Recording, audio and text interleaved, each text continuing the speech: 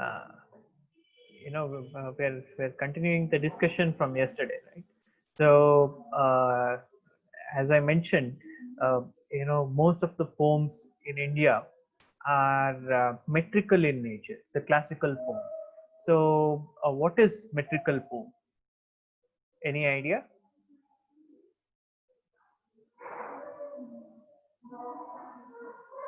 Following the rules, sir, like the rhyming. Yes.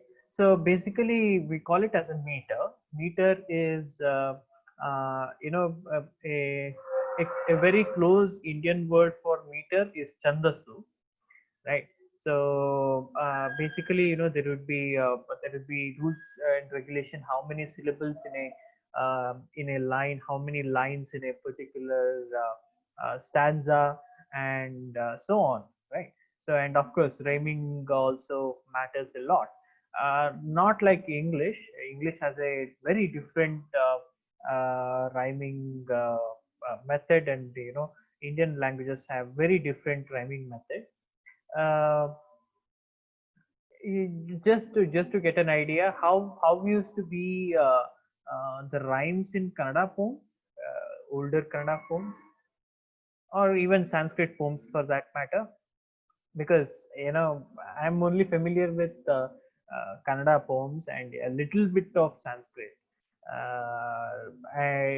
If I knew Tamil or Malayalam, I could have spoken about that as well, but unfortunately I don't.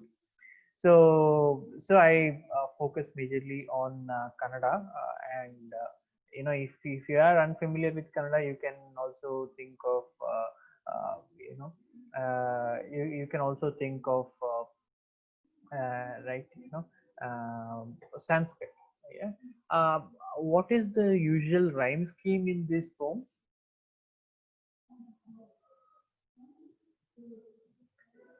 Usual rhyme scheme.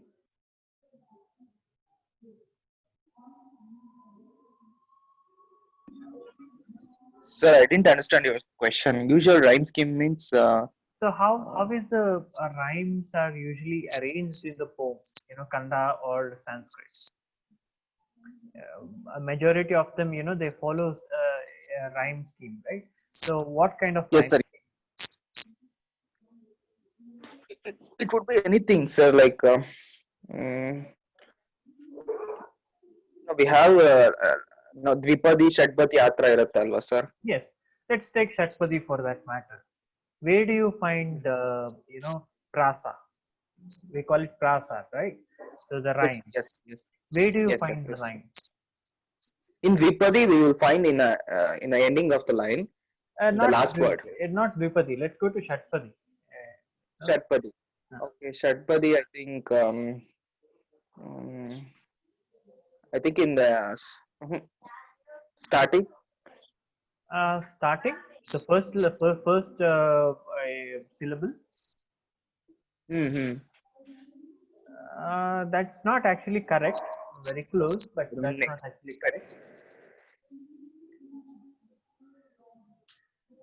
It's actually the second syllable or second alphabet, right? Second line. Okay. Yeah. Second line. If you see a Shatpadi, or majority of the poem types which are found in Kannada, the Yes, sir. second letter of all the 6 lines or 4 lines, depending on the kind of writing, is always the same, right? So usually Okay. it would be Yes, sir. ra, ga, right? So Yes, sir. Vigada Munipana Mantra Vanunal. So ga ga ga ga ga ga. So that is how you find. So Yes, sir. those, in India, rhyme is usually at the end. At the beginning in the sense, the second alphabet. But whereas in English, what do you see? What is the rhyme scheme usually followed in English? In English.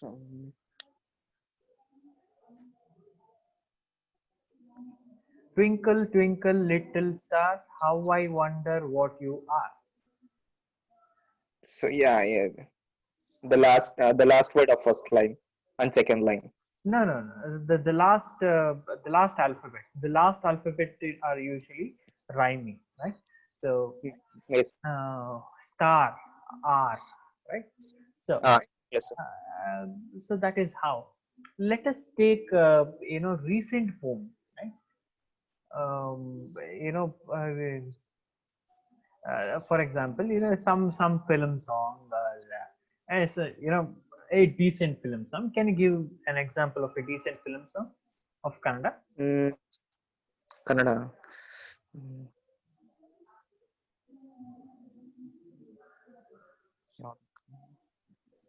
ಹೋಗ್ಬಿಟ್ಟ Charles ಹೋಗ್ಬಿಟ್ಟ.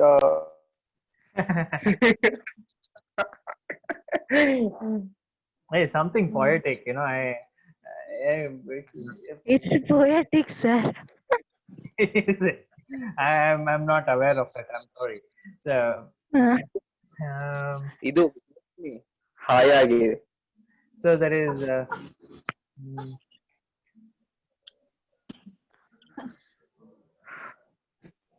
Amrita So Vashini. there is a reason. Amrita Yes, Vashini. sir. You can. If you know the song of Amrita Vashini, because I'm not able to recollect. Sir, you please sing, sir. No, I don't know. If I knew, I would have. Okay. ಈ ಸುಂದರ ಬೆಳದಿಂಗಳ ಈ ಸುಂದರ ಬೆಳದಿಂಗಳ ಈ ತಂಪಿನ ಅಂಗಳದಲ್ಲಿ ನಿನ್ನ ನಡುವಿನಲ್ಲಿ. Okay. So does it follow rhyme scheme? Yeah, maybe one more line I should sing. I think so. no, Tunturu song. Okay. I could remember one example. You had this Yes. test for previous semester. ದೇವರು ರುಜು ಮಾಡಿದನು, ರಸವಶನಾಗುತ್ತ Yes. ಕವಿ ಅದ ನೋಡಿದನು, ಬಿತ್ತರದಾಗಸ ಹಿನ್ನೆಲೆಯಾಗಿದರೆ ಸಾಲಾಗೆಸೆದರೆ something it comes. ಸಾಲಾಗೆಸೆದರೆ ಬಿತ್ತರದಾಗಸ ಹಿನ್ನೆಲೆಯಾಗಿರೆ, ಯಾಗಿರೆ ಎಸೆದಿರೆ. ರುಜು ಮಾಡಿದನು, ರಸವಶನಾಗುತ್ತ ಕವಿ ಅದ ನೋಡಿದನು, ನು ನು ರೇ ರೇ. Yes, sir. Right. Right. So the modern poems of Kannada is always, most of them, it doesn't follow Adiprasa. Adiprasa is, where you the second alphabet is the same. Right. Same goes in Sanskrit as well. Many poems in Sanskrit, it follows the same pattern. The second alphabet is the same. But the modern poems of Kannada, so they follow, Antyaprasa. Antyaprasa is, the last syllable or last, alphabet tends to be the same. Right. Where does it come from? Right. It comes from English, obviously. Right. So as the English education introduced in India, so not just it's not just the people who speaks English change. It is even the entire across India. Even the vernacular language has seen a dramatic change when it comes to literature. I hope that is agreeable, right? You can easily see that. Now, considering this, now tell me, when Macaulay said we need Indians who are brown in skin but English in their manners and behavior, right? What did he mean by that? I'll repeat. Macaulay said we need Indians who are brown in skin but English in their manner and behavior. What did he mean by this?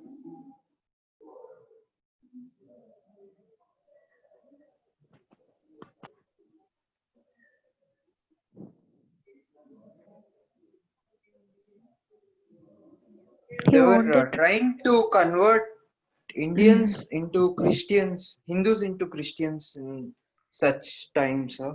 Not exactly. Not exactly. It's not about Like in Christianity.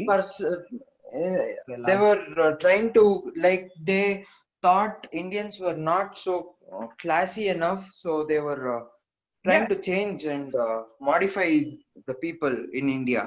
Yeah. Yeah, that's right. Gautami, you were about to say? They wanted to keep Indians like slaves. Yeah. So basically, yeah, Macaulay wanted to create atmosphere. So there are two phases to it. There are actually two phases to this situation. One is more of an administrator. That is, Indians have to look up England. They have to look up to England, so that they have to consider English as England as their model or ideal state, so that they will be subordinate to England for very long time. So that is one.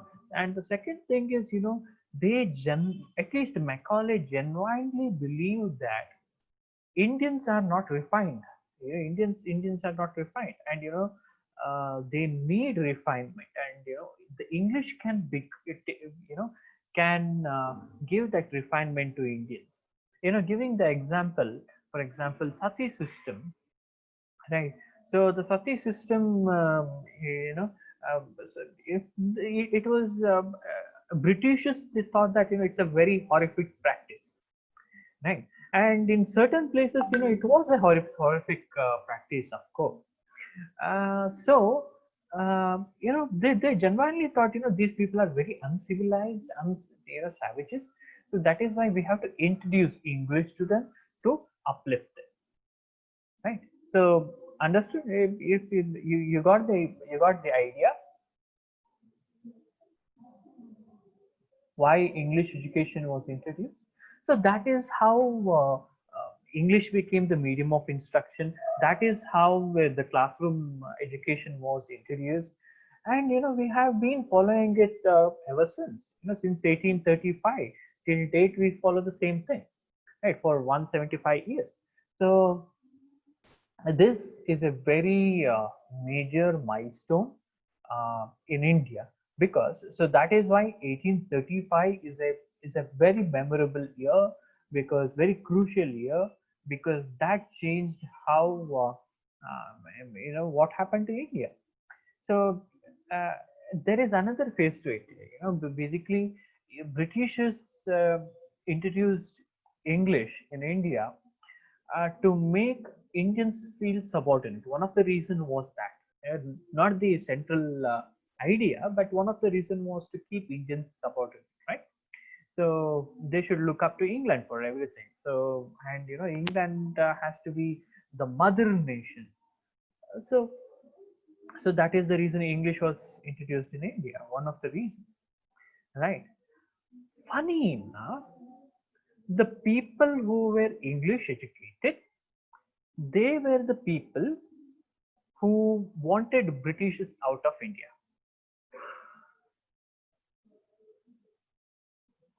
Did you understand? Do you want me to repeat? Yes.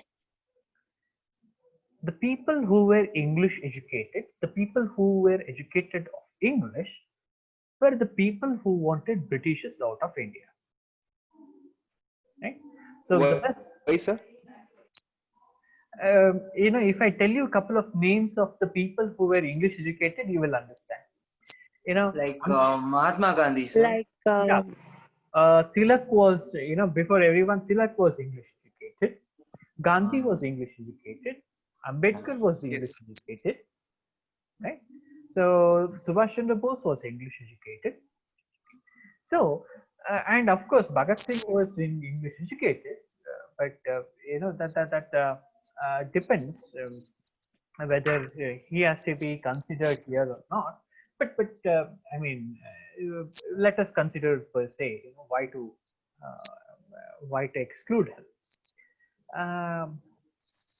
So this is something which is wonderful. So the English was used as a tool to keep Indians as subordinates. The same English became the tool of empowerment for Indians. So this contradiction is called as Caliban effect. Okay, this contradiction is called as Caliban effect. That is because Caliban is a character from Shakespeare. There is a play called The Tempest, and the Caliban is one of the character from The Tempest. And it so happens And yeah, so I hope you so far you have understood the situation. So let me get into if somebody echoes the same, I will be more confident. So have you understood what I have been explaining so far? Are you able to follow? Hello. Sir. Is it connected now? Yes, sir. Yes, sir. It's connected. Okay. So far, did you understand? Yes. Yes, sir. Okay. Let me continue from here on. So let us go to writing of India. So just like how English education had impact everywhere, so it has impact on the writings of India as well, as we discussed, and more and more people started writing in English, right? So for example, do you know that uh, you know there are many Sanskrit texts, right? So there are many Sanskrit texts. So let us say, there are many dramas, Kalidasa's dramas, for example. There is Ramayana, Mahabharata, and many of the texts in Sanskrit, right? When do you think Kalidasa's dramas have been translated to Kannada? As you know that Kannada and Sanskrit has a very close intimation. Uh, when I say proximity, when it comes to literature, because many of the Kannada works are are adaptation of the Sanskrit works, right? But when do you think Kalidasa's works have been translated to Kannada? Any guesses? You can just give a guess. He might have done that. Any ideas?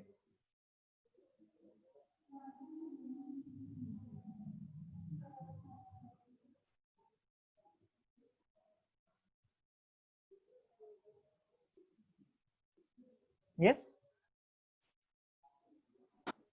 Anyone? Translated to Kannada, sir. Yeah.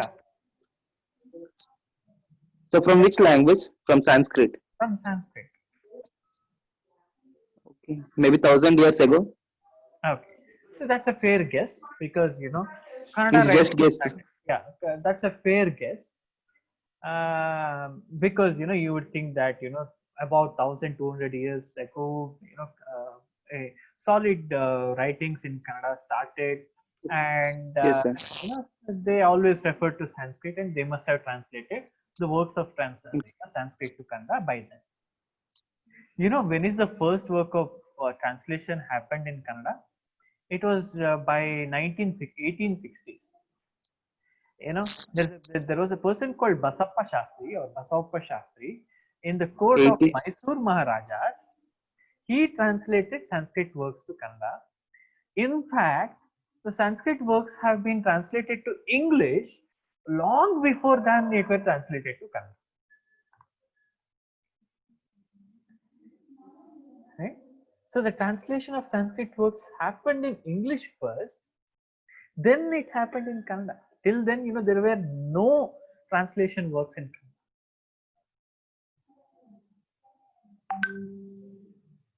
Right? Because translation is not something which Indians were accustomed to do. Right? There used to be commentaries, there used to be adaptations. That is, for example, Mahabharata. Let's say if there is Mahabharata has been adopted by Pampa as Pampa Bharata or Vikramarjuna Vijaya. Adopted by Kumaravyasa as Kumaravyasa Bharata.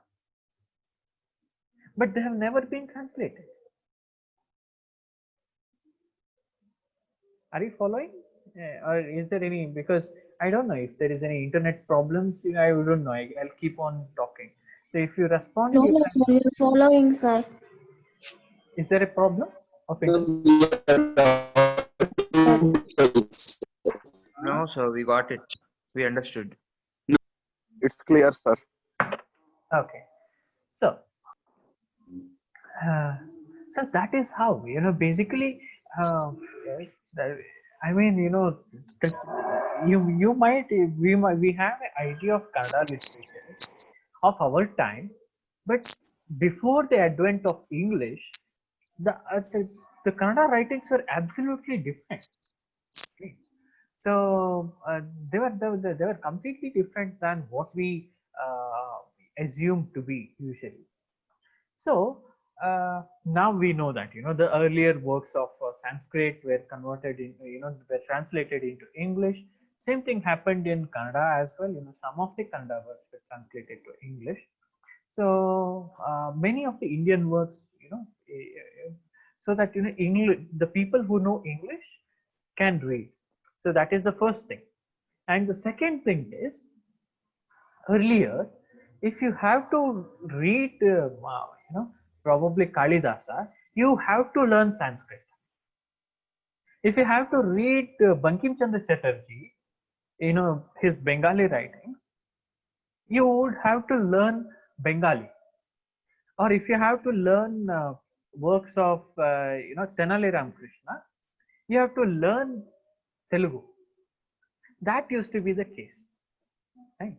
But now, since the advent of English and the culture it brought and the kind of writing it brought, as a translation, lot of Indian works are translated to English.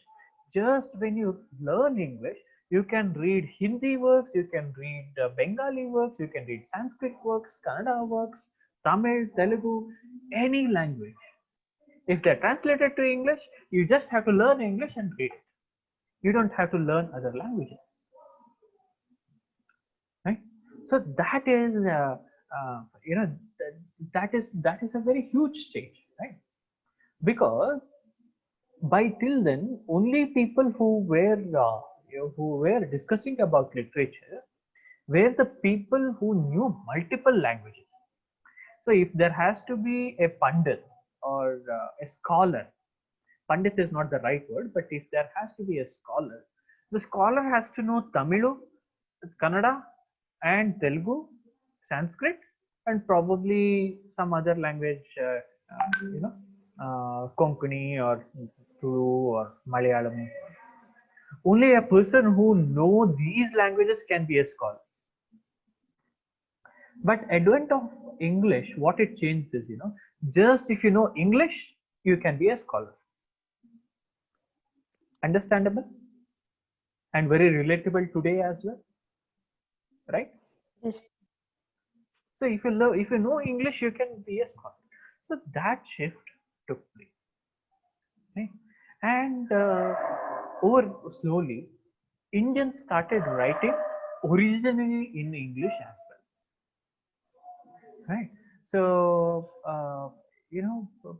because what happened at first was, Indians were very attracted towards this work of this kind of writing called as novels, right? So the English had novels. In Kannada, there were no novels.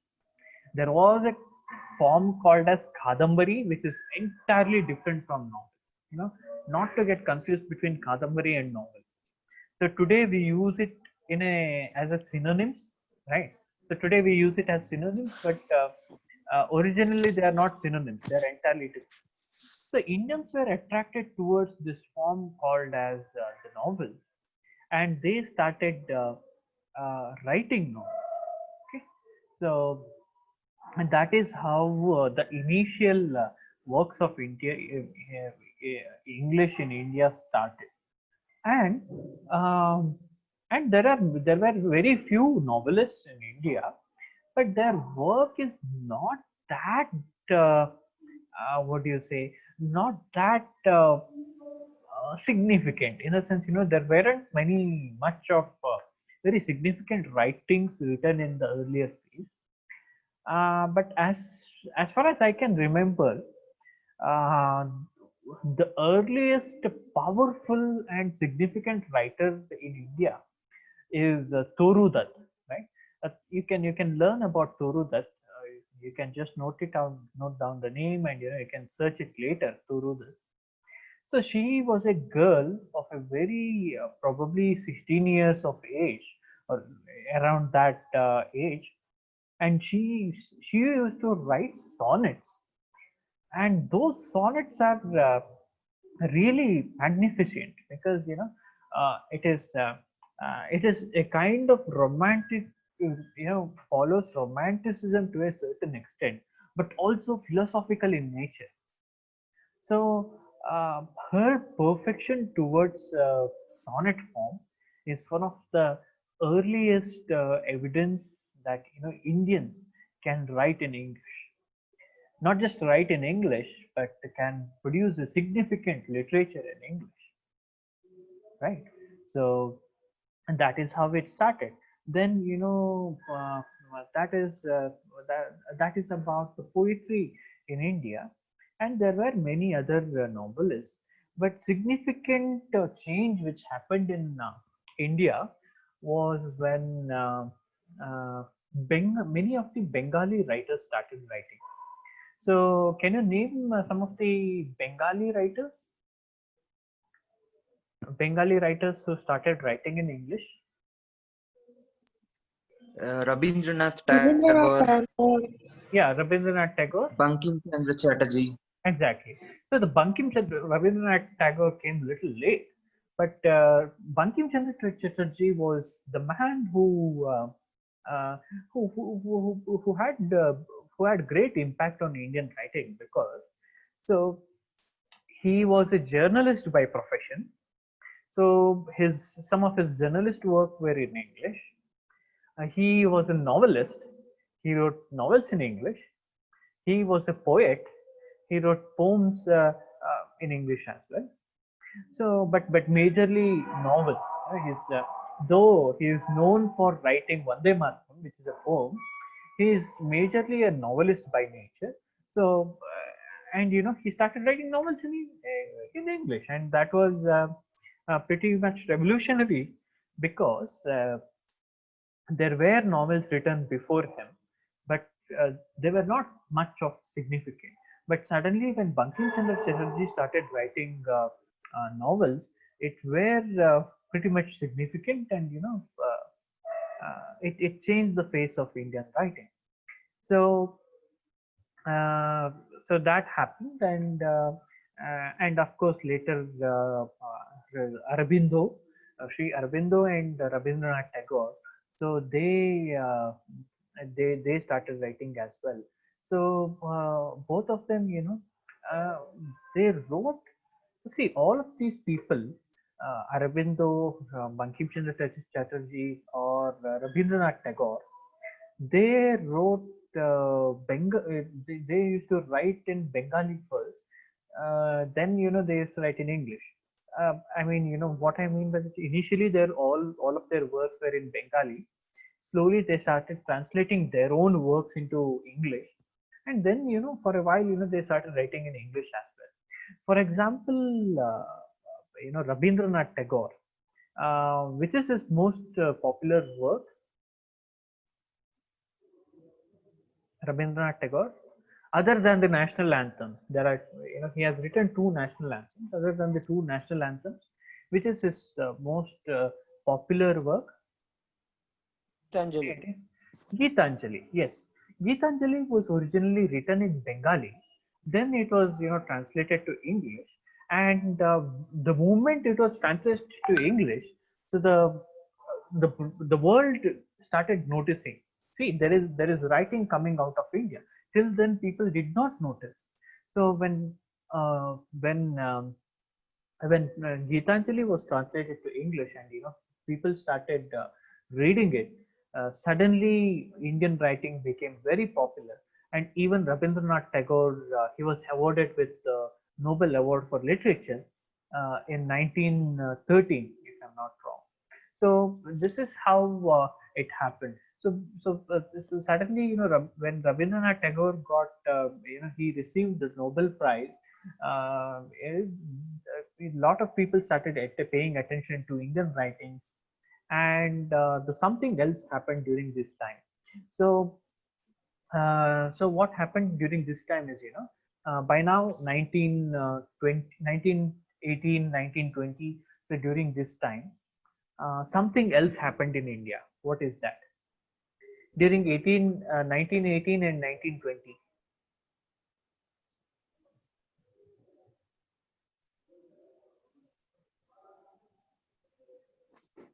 During this period, something very significant happened in India. What is that?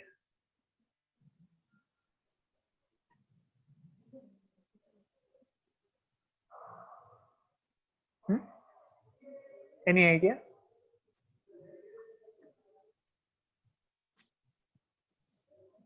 Any guesses?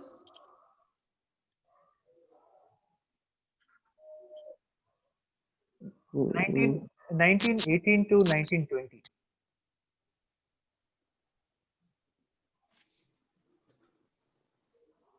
maybe all around the world, people started reading Indian literature. Okay, Pandemic. sorry. I don't know. Yeah. Some disease came, something. No, no, no. That's not the case. So what happened was, the freedom movement started. The freedom movement took place in India. The freedom movement is, the freedom movement was already in force, but during 18 and 1920s, freedom movement took faster pace because Gandhi had entered the freedom movement, and he launched a non-cooperation movement, and that is how the freedom movement it started becoming even more fierce, and lot of people involved in that, and the face of freedom struggle got changed, and that is one of the very big milestone in Indian history, and of course Indian literature as well. So tomorrow we'll discuss about that. Okay. Yeah. Before we end, let me stop. Before we end, I don't have, I'm in the middle of library without my phone and pen and paper. So if somebody can take a note of people who are participating over here and send it to me, who will do that? Yatish, are you here? Yes, sir. Yatish, give me the list of students who are here in the participant list. Okay, sir. Okay, so take it down. We just have 1 minute. That's all. Within 1 Sir, minute. Yeah. Somewhere because of English, Indians are not giving importance to the national language, Which is the national language? Hindi.